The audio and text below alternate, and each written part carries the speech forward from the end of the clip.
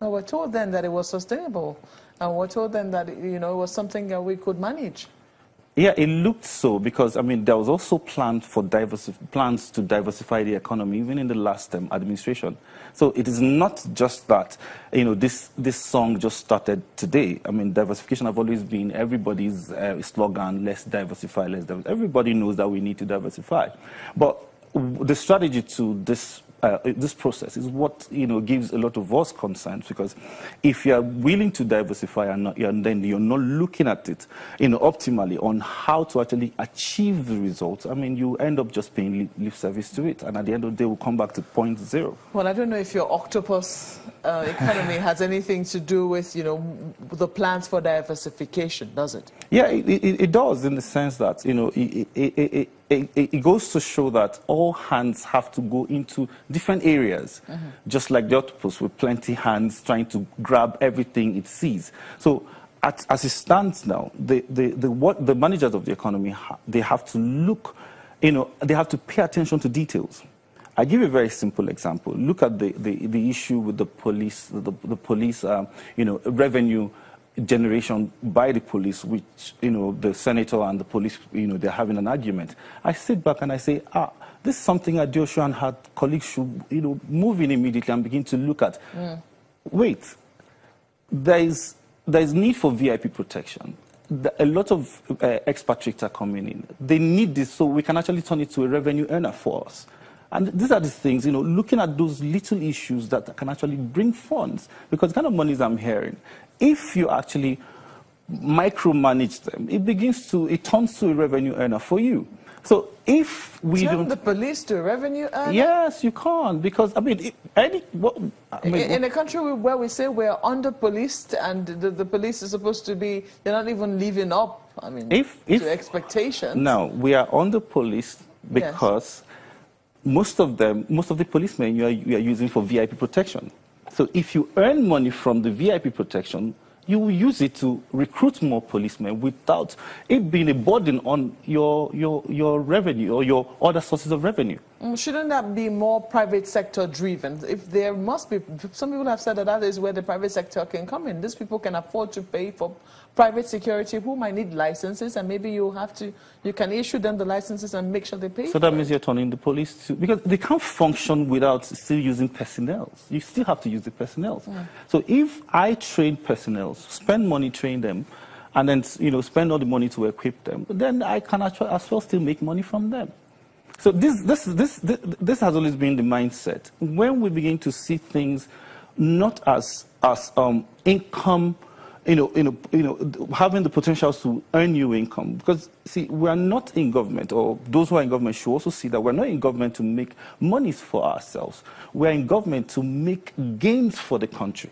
So when you begin to have that mindset, you see, it will open your eyes to the opportunities that exist, even in such organizations, not just looking at NNPC, looking at FIRS, customs, no. We need to also have an X-ray of all the agencies of government that needs to be revenue earners for us. For example, you're looking at a place like NIPOST. I don't understand when UPS is one of the most successful countries courier companies in the world, and then we have a NIPOST that's not earning so much revenue for us, apart from the statutory stamp duty, which they just have to help collect. So these are the things. So I think independently, now we're already talking about solutions. Independently, the government must get independent consultants to look at most of these MDAs, the ones that should be revenue-generating agencies. And then you now use that to give them targets. Because if you don't give them targets, they will not, you see, you don't call them for a meeting and then tell them, please, government needs revenue. No, you give them targets so that they work and then know that they have to earn money for the government. We're already beginning to see, we don't know if that is as a result of targets being given, but we heard only recently that some agencies had remitted more than they had ever remitted in their entire establishment. I mean, only recently, I think it was JAMP that got commendation, and also NIMASA as well, getting commendations for the amounts of money that that they have remitted, maybe as a result of blocking or plug-in leakages. But, you know, talking about revenues, do you think that there is a real will? I mean, do you see a real will to diversify? Or do you think that we're just mouthing this because, you know, the price of oil is low? Maybe when the price of oil comes up again, as we're beginning to see it, maybe we will just all say, well, at least the economy is improving, GDP is growing, and that's where it's going to end. I don't see that from the economic managers. I don't see that coming out of their whatever they are doing. But I still think that, just like you said earlier, what Kachiku said about, oil got us into trouble and oil has to bring us out of trouble. See, you need huge investments to support whatever it is that you're doing to diversify. Diversify requires a lot of funding. For you to diversify, you need funding. Like I said earlier, the infrastructure, support the infrastructure, to support, to support the agribusiness. These are things that will require funds. And then again, you need huge capital to also, take a bet. I say take a bet because when you consciously create a venture capital system, it's taking a bet because most of those ventures might not succeed, but the ones that will succeed will help you propel your economy and move you to higher heights. What about states?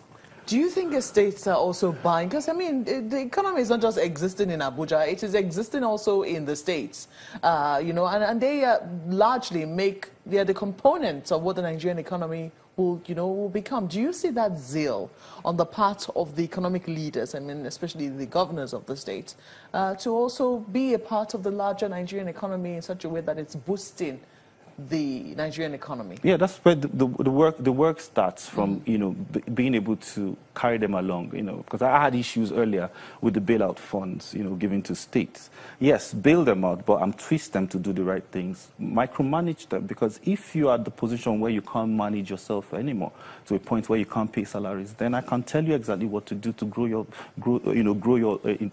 your revenue.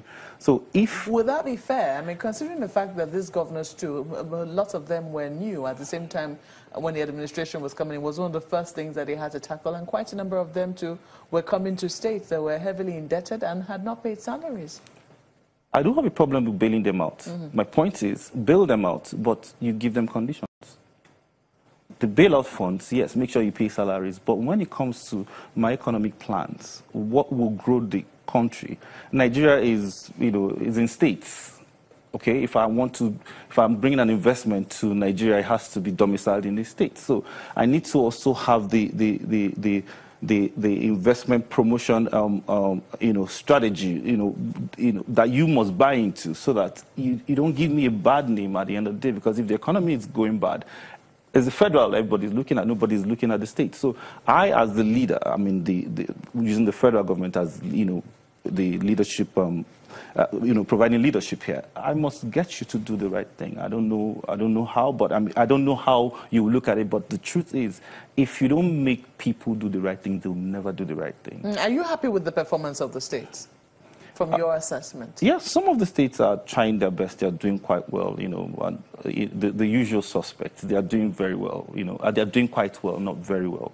And then, some other ones are also trying to leverage on whatever it is that is happening with their neighboring states. And then, look at who can ever imagine that Kebbi State would do what they're doing, taking advantage of the Anchor Borrower scheme to see how they can grow rice to the level that they're growing rice. So these are the things we're talking about. Look at Ogun State, leveraging on the fact that everybody can be in Lagos State. We have to push to see how we can accommodate some of the industries within my state, so that whatever the offshoot will be, will get to Lagos State. The market is Lagos State. So I will give you the platform to run your enterprise, and then Lagos State will becomes the market. So these are the things we're looking at.